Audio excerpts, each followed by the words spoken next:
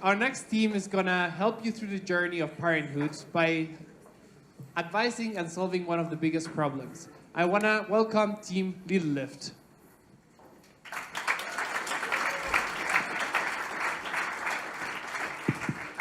Beautiful picture, isn't it? So the kid and the parent enjoying their time, having fun in the sun, and just be family, right? But what starts very amazing, cute, and probably also romanticized in our heads can easily turn into a heavy management task. So especially in the area of transportation, there's a lot of things to do. Kids have to be brought to school, to leisure time activities such as sport or music, and parents can easily feel overwhelmed by that. So let's look at the schedule of a working parent. Like that, it is already quite full. But if we add the activities of the first kid, it gets even worse, right? And then that would also mean that you have to bring them by car somewhere, which would include waiting time, which also adds on top of the driving time itself. If we add the second kid, because often kids don't come alone, it looks like that maybe, right? And now you even have to be at 2 spots at the same time, which is impossible, right? So in our user interviews, we find out that managing the schedule of the kids is actually a challenge for 100% of working parents. Yeah, so therefore we decided to tackle that problem. And spoiler, we did. So let me introduce LittleLift, also called LiLi. We are helping parents to get their kids safely from A to B without any effort and with a very high security. Salma, tell us more about it. So LittleLift actually partners with existing taxi services and has 6 additional features on top of that. So because school is every day, we have the option of recurring scheduling. And because we would like the kids to book themselves the app, we have a kids version of the app as well. Then, to enhance security, which was a very important thing for 100% of the parents, we have certified all of our drivers before they can actually pick up the kids. Then we have kid driver authentication that takes place as well. And during the whole ride, there is an in-app location and tracking feature as well. Finally, we have done contracts with our drivers to ensure that all the drives are on time and always available. So now that we have seen how LiLi is special on its own, let's actually see how it's compared to other existing solutions. We are going to be doing the comparison when it comes to the basic task, which is getting the kids from point A to B, but also when it comes to the aspects that were the most important for the parents from the interviews that we have done, but also 300 survey responses that we got. So let's start with public transportation. Public transportation does the basic job, but then it's a one-size-fits-all solution that is not really made for kids. That is why it does not really fulfill the latter. Then, if we look at Uber, it's already failing at the very basic job since Uber is not available for kids here in Germany. No need to check for the other features. Then, with the taxis, it does the job to get kids from point A to B, and also is very time efficient. But the reliability and organizational ease is not there. But now we see how LittleLift is doing when it comes to that. Of course, we fulfill the basic point, which is getting kids from point A to B, but also the additional services by the 6 unique features that I have just showed you in our value proposition. So now that you know that LiLi is the best solution for your kids to drive them around, the natural question would be, how much would that cost? And that's exactly what we see with Marvin. Thanks. Now that we've seen all the advantages of LiLi, let's talk about the price. First, we take the standard taxi fee and forward that to the taxi companies which operate our drivers. In the next step, we charge a LiLi service fee of €1 on top of that, and together that makes an average kilometer price of €3.87. To understand what this means for the individual user now, let's reconsider the calendar schedule from the beginning. So in our user research, where we've talked to and got information from over 300 parents, we found out that the average parent will use LiLi for 1 full day a week.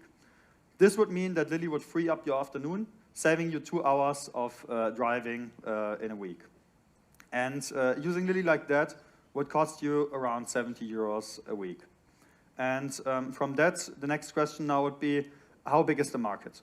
And with our product, we are targeting the top 20% income earners in Europe. And there we have a number of children of around 10 million in our relevant age group. And with that, we can make an annual gross profit of over 9 billion euros a year. And of course, first we would not fully roll out to Europe, but first we would focus on our home region, Germany. And even here, we have 1.5 million students, which would still lead to over 1 billion in annual gross profit.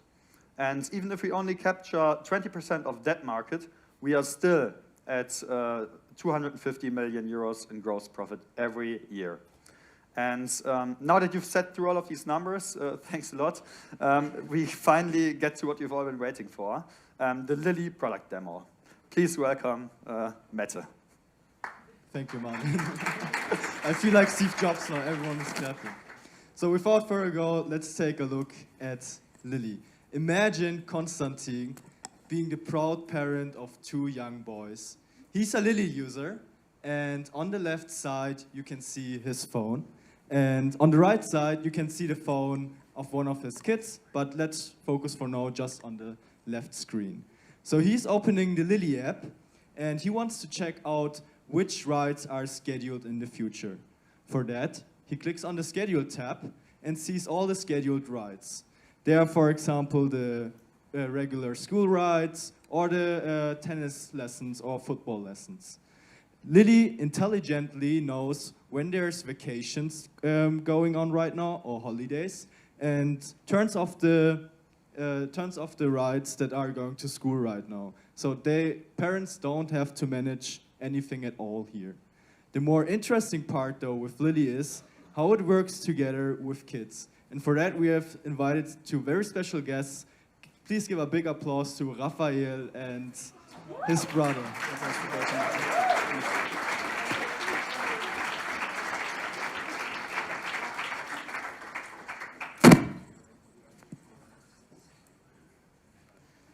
Okay, so those 2 now have the phone. We just had to switch mics. And they just finished their tennis lesson. Oh, this was a fun tennis lesson. Yeah, and did you see my really good backhand volley? Yeah, it was great. Let's check of the mom will to type us. Oh no, she just wrote she's in a meeting and can't make it. What should we do now? Let's order a LiLi.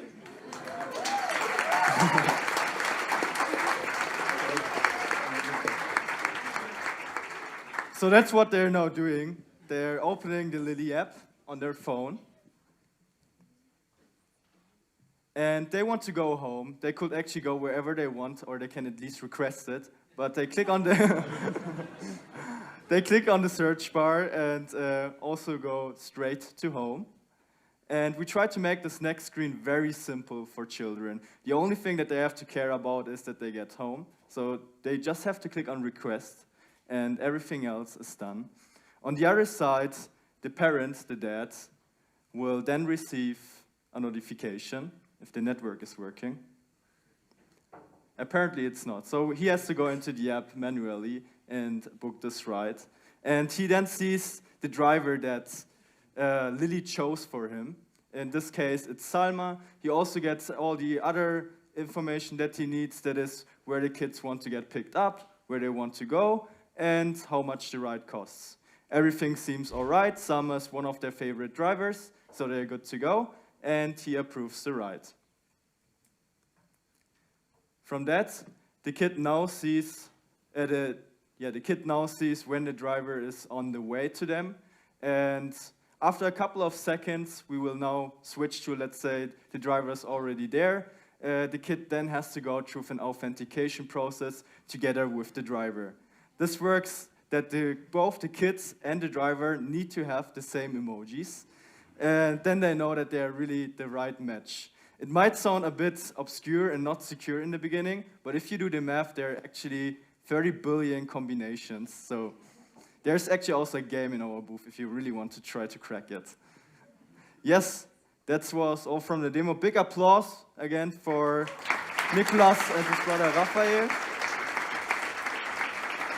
And now Stan will tell you about our roadmap. So now you've seen our amazing product, right? So where are we going to go from there? So first we will focus on the first market entry. We will do that by making producing offensive on-street marketing on taxis and also on buses, and on the same time partnering with schools, private schools, and leisure time activity clubs like sports club, music schools, and so on. We also see a very huge potential in the area of a B2B business because we can easily offer that service as an employer benefit. So that's what we're going to do next. We will therefore use our network to get like the first strategic partners on board.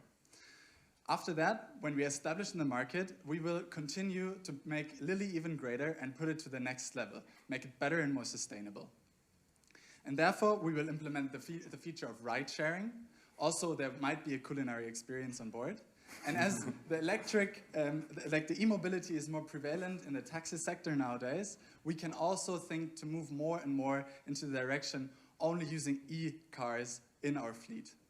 So there's great things ahead. Thank you very much. And this is us. We will tackle this problem of children mobility. Thank you.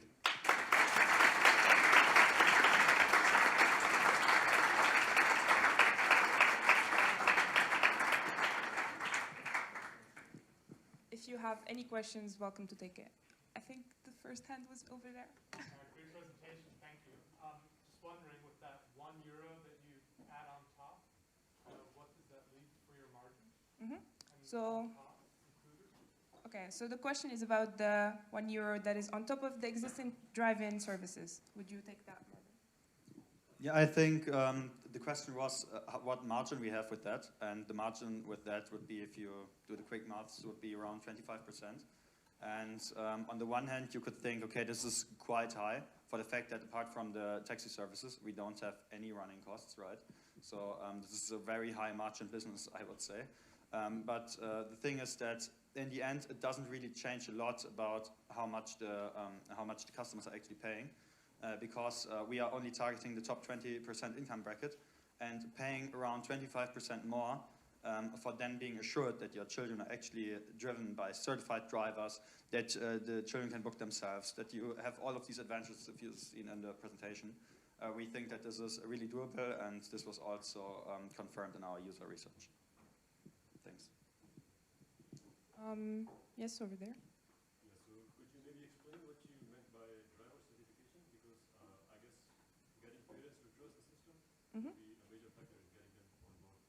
Yes, so the question is about the details of the driver certification. So we actually have a backup slide for that.